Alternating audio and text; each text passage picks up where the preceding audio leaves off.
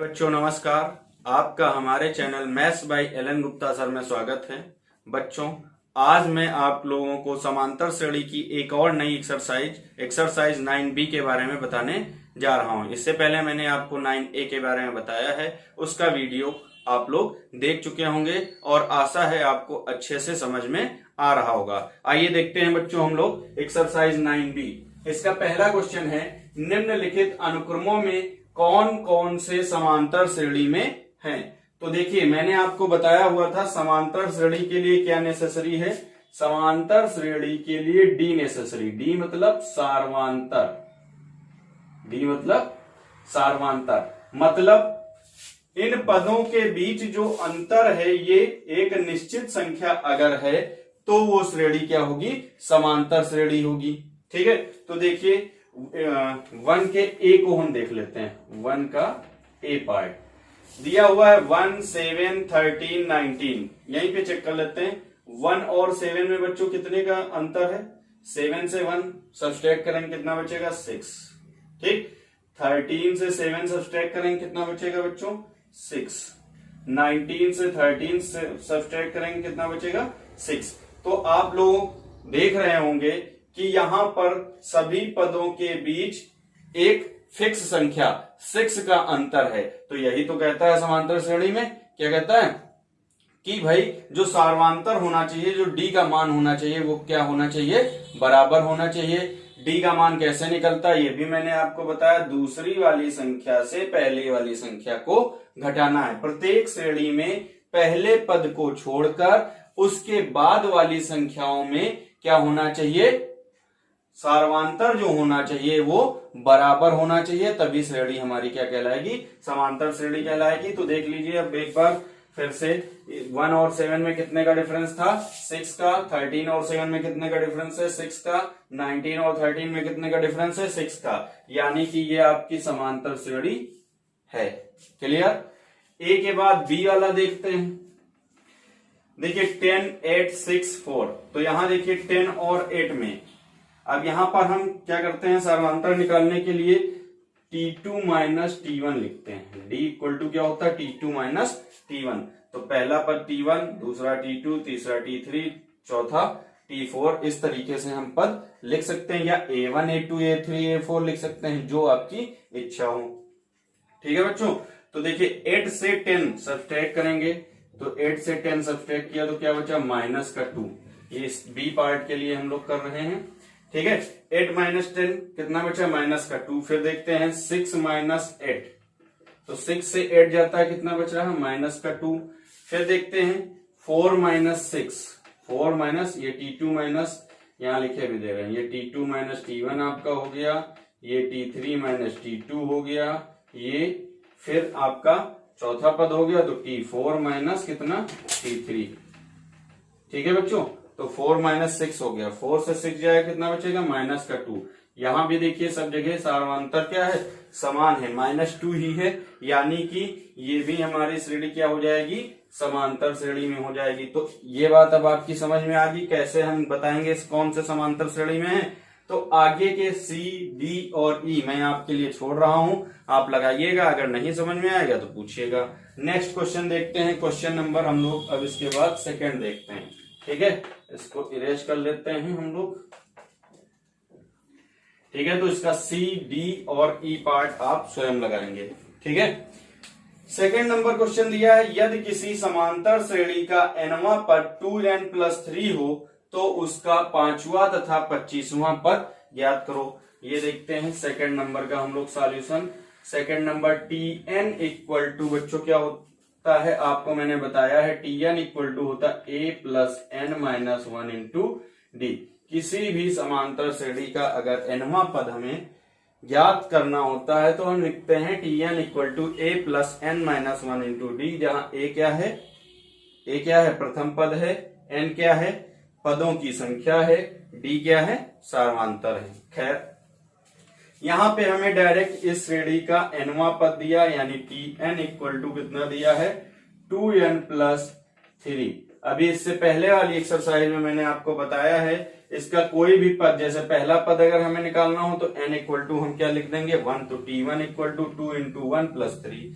ठीक है, तो यहाँ पे हमें कौन सा पद निकालना, 5, तो n के स्थान पे हमने क्या लिखा, 5 लिखा। ठीक, तो देखिए 2 इंटू 5 प्लस 3, तो 2 5 क्या कितना 10, 10 प्लस 3 कितना बच्चों 13। ठीक, इसी तरीके से 25 कह रहा, तो t25 इक्वल टू कितना हो जाएगा बच्चों 2 इंटू 25 प्लस 3, तो अब 2 इंटू 25 प्लस 3 यानी कितना 25 टू जा 50, 50 और 3 कितना बच्चों 53। तो देखिए 5वां पद कह रहा था, 25वां पद कह रहा था, दोनों हमने निकाल दी। ये हमारा क्या हो गया, आंसर हो गया। इसके बाद आगे देखिए कह रहा थर्ड क्वेश्चन में कह रहा निम्नलिखित अनुक्रमों के सम्मुख दिया हुआ पद ज्ञात करो। अब इन अनुक्रमों के सम्मुख दिया हुआ पद ज्ञात करना है, तो आइए देखते हैं। ऊपर वाले क्वेश्चन अब हम लोग क्या कर देते हैं, इरेज कर देते हैं, कोई समस्या। नोट तो कर ही लिया होगा आप लोगों ने, अगर नहीं नोट किया होगा तो बैक साइड में जाके वीडियो को पुश करके आप बैक साइड जाके क्या कर सकते हैं, देख सकते हैं। ठीक है, चलिए तो थर्ड क्वेश्चन की बात कर लेते हैं। कह रहा निम्नलिखित अनुक्रमों के सम्मुख दिया हुआ पद ज्ञात करो। दिया है 2, 5, 8, 11 का 50वां पद। अब हम लोग उस विस्तृत फार्मूले का यूज करेंगे, tn equal to a plus n minus 1 into D का। ठीक, इस फार्मूले का हम लोग यूज करेंगे। अब पहले तो देखते हैं ये समांतर श्रेणी में है या नहीं है। ठीक है, तो देखिए 2, 5, 8, 11, तो 2 और 5 में कितने का अंतर 3 का, 5 और 8 में कितने का अंतर 3 का, 8 और 11 में कितने का अंतर 3 का, यानी यहाँ देखिए एक डेफिनेट संख्या का अंतर है, यानी ये समांतर श्रेणी है। अब इसका कौन सा पद ज्ञात करना, 50वां पद। तो देखिए पहले क्वेश्चन में a इक्वल टू कितना है बच्चों, हमें दिया 2 दिया है भाई, प्रथम पद इसका क्या है 2 है। ठीक, d इक्वल टू कितना है इसका, अभी मैंने आपको बताया 2 और 5 में कितने का डिफरेंस है 3 का। ठीक है, तो d इक्वल टू कितना हो गया बच्चों 3 हो गया। n इक्वल टू कितना है 50 है। ठीक, अब हमें कौन सा पद 50वां पद निकालना। अब हम इस फार्मूले का यूज कर लेते हैं। तो देखिए t50 equal to 2 plus 50 minus 1 into D कितना 3, आगे 2 प्लस 50 माइनस 1 कितना बचेगा बच्चों 49 into 3। Now t50 equal to 2 plus 3 9 जा कितना 27, कैरी आया 2 3 4 जा 12 और 2 कितना बच्चों 14, यानी कि 149। ये हो गया आपका आंसर। बात समझ में आई। जैसे ए लगा है वैसे B C D E F सारे क्वेश्चन लगेंगे। देखिए इसका सी पार्ट में बता दे रहा हूं आपको। सी में देखिए क्या दिया है, ए इक्वल टू क्या है √2 है बच्चों। ठीक है, अच्छा डी इक्वल टू देखिए 3√2 से √2 घटाएंगे। जैसे हम लोग क्या करते हैं बच्चों 3x से 2x घटाते हैं, वैसे क्या बचता है x बचता है। ठीक, वैसे अगर हम 3√2 से √2 घटाएंगे, अच्छा 3x से अगर x घटाएंगे तो कितना बचेगा 2x बचेगा। ठीक है, ऐसे 3√2 से अगर √2 घटाएंगे बच्चों तो कितना बचेगा 2√2 बचेगा। कितना बचेगा 2√2। इसको हम एज ए x मान ले अगर, तो देखिए वही तो रहेगा, तो आसान है आपके लिए। 3√2 से √2 घटाया कितना बचा बच्चों 2√2। इसी तरीके से 5√2 से 3√2 घटाएंगे कितना बचेगा 2√2। तो यहां भी देखिए समांतर क्या है समान है, यानी ये श्रेणी भी क्या है समांतर श्रेणी। क्लियर, तो ये तो आपके लिए रफ वर्क हो गया। ठीक है, आइए क्वेश्चन देखते हैं। a इक्वल टू √2 हो गया, d हमारा कितना हो गया 2√2 हो गया। अब इसका कौन सा पद निकालना है 20वां पद, यानी n इक्वल टू कितना हो गया 20 हो गया। तो अब हम लोग क्या कर लेंगे t20 इक्वल टू a के स्थान पे √2, ठीक, प्लस n माइनस 1 यानी 20 माइनस 1 इंटू डी कितना 2√2। तो √2 प्लस 20 से बन जाएगा कितना बचेगा बच्चों 19 इंटू 2√2। तो ये हो गया √2 प्लस 19 2 जा कितना हो गया 38√2। तो 38√2 और √2 कितना हो जाएगा भाई, जैसे 38x और x कितना हो जाएगा 39x हो जाएगा, वैसे 38√2 और √2 कितना हो जाएगा कितना हो जाएगा 39√2। ये आपका आंसर हो गया। इसी में ई और एफ भी है, तो ई मैं बताया दे रहा हूं, एफ आप स्वयं लगा लीजिएगा, ई भी देख लीजिए, बताया दे रहा हूं। ठीक है, यहां देखिए ई में क्या है, ए कितना है 1/n है। ठीक है, इसके लिए डी हम निकालेंगे n plus 1/n minus 1/n करेंगे, तो दोनों का एलसीएम n है बच्चों। ठीक, तो अब क्या हो जाएगा n प्लस 1 माइनस 1, 1 प्लस का 1 माइनस का क्या हो जाएगा, कैंसिल हो जाएगा। कितना बचा n/n, कैंसिल हो जाएगा 1।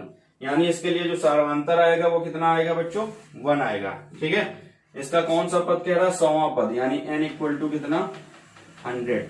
तो t100 इक्वल टू a कितना है 1/n है, प्लस n माइनस 1 यानी 100 माइनस 1 इंटू डी कितना है 1 है, डी कितना है 1 है। ठीक, अब देखिए t100 equal to 1/n plus 100 minus 1 कितना हो जाएगा बच्चों 99 इंटू 1 यानी 99, दोनों का एलसीएम n हो जाएगा ना। तो अब ये क्या हो जाएगा 1 प्लस 99n या 99n प्लस 1, जो भी आप लिखना चाहें, ये आपका क्या हो गया आंसर हो गया। तो बात आपकी समझ में आई। इसी तरीके से इसके जो क्वेश्चन मैंने शेष छोड़े हैं वो आप स्वयं लगाएंगे।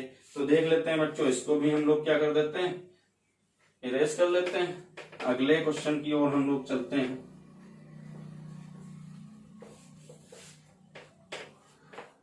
क्वेश्चन मुझे उम्मीद है आपको समझ में आ रहे होंगे। अगर कोई क्वेश्चन नहीं समझ में आ रहा है तो आप लोग कमेंट करके पूछ सकते हैं, कोई दिक्कत।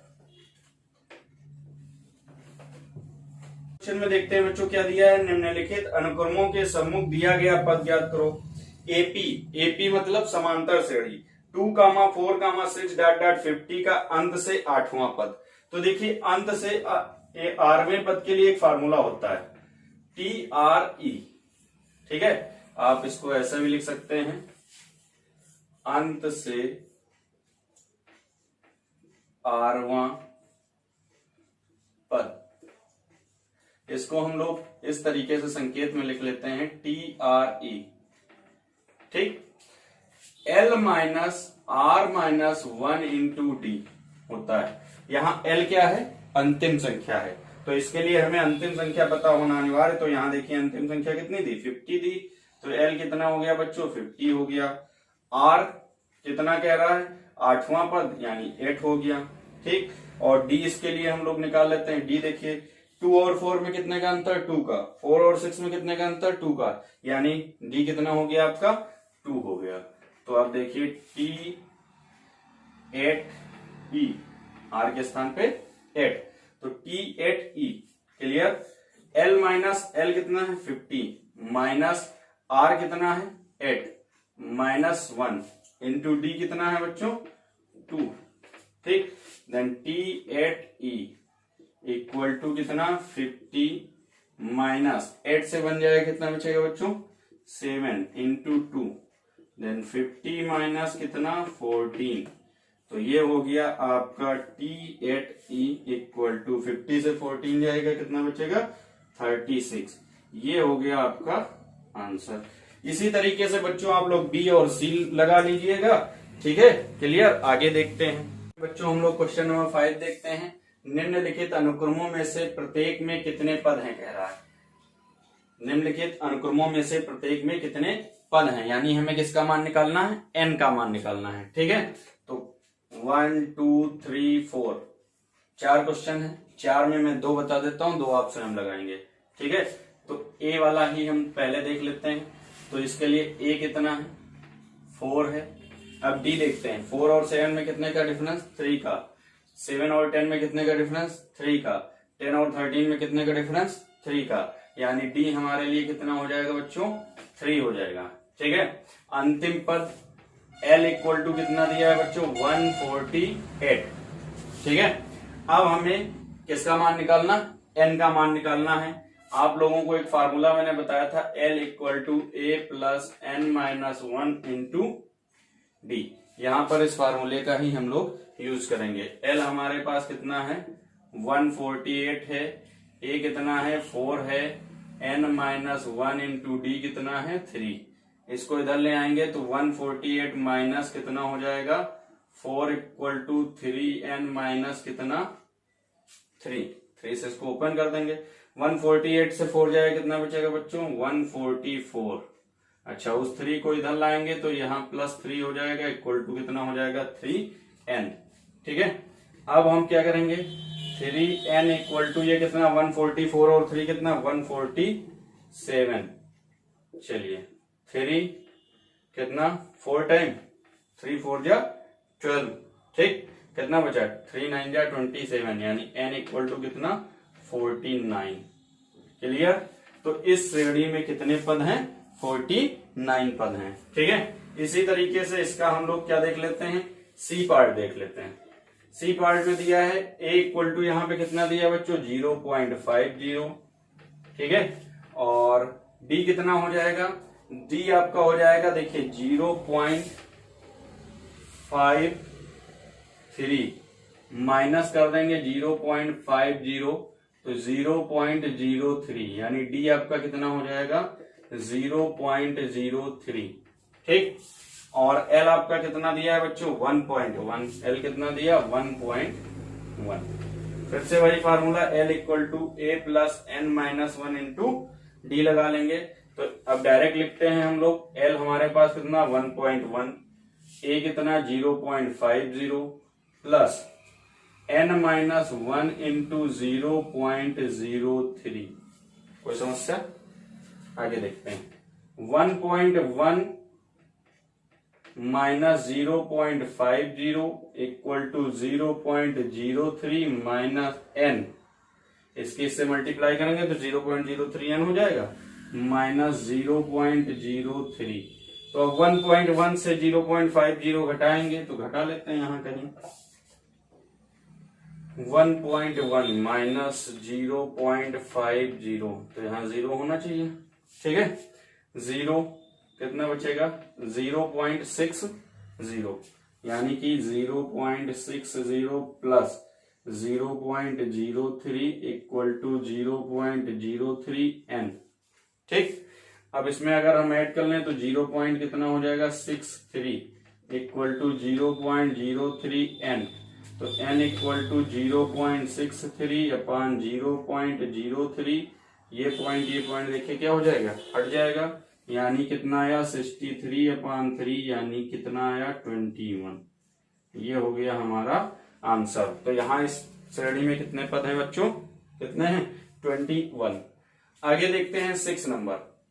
6 का ए कह रहा है यदि a plus 1 3a 4a plus 2 समांतर श्रेणी में है तो a का मान तथा श्रेणी 5 पदों तक ज्ञात करो। तो देखिए बच्चों सबसे पहली बात तो है कह रहा है समांतर श्रेणी में, और समांतर श्रेणी में मैंने आपको क्या बताया है सार्वांतर बराबर होना चाहिए यानी T2 minus T1 equal to होना चाहिए T3 माइनस किसके T2 के।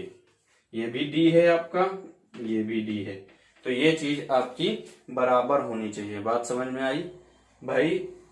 इनके बीच का यहाँ भी अंतर और यहाँ भी अंतर दोनों क्या होना चाहिए बराबर होना चाहिए। तो वही चीज तो मैंने लिखी। ठीक, तो लिख देंगे यहाँ पे समांतर श्रेणी के लिए, चलिए यहाँ लिख लेते हैं समांतर श्रेणी के लिए T2 minus T1 equal to T3 minus T2। तो अब देखिए यहाँ पे T1 कितना है बच्चों a प्लस 1 है, T2 कितना है 3a है, T3 कितना है 4a प्लस 2। तो यहाँ मान रखते हैं T2 यानी 3a माइनस T1 यानी कि a प्लस 1, T3 यानी 4a प्लस 2, T2 यानी 3a। ठीक, अब देखते हैं 3a minus a minus 1 4a plus 2 minus 3a। तो अब देखिए 3a से a जाएगा कितना बचेगा 2a। ठीक, माइनस 1 इक्वल टू 4a से 3a जाएगा, कितना बचेगा बच्चों? 4a से 3a a प्लस 2। अब a इधर आ जाएगा तो 2a minus a equal to 2 plus 1, कितना? 2 प्लस 1 कितना हो जाएगा? 3 हो जाएगा। 2a से a जाएगा, a बचेगा, यानी a इक्वल टू क्या हो गया?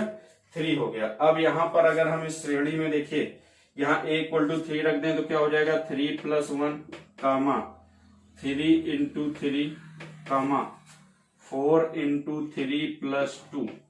ठीक, तो 3 प्लस 1 कितना? 4, 3 3 जा 9, 4 3 जा 12 और 2 कितना?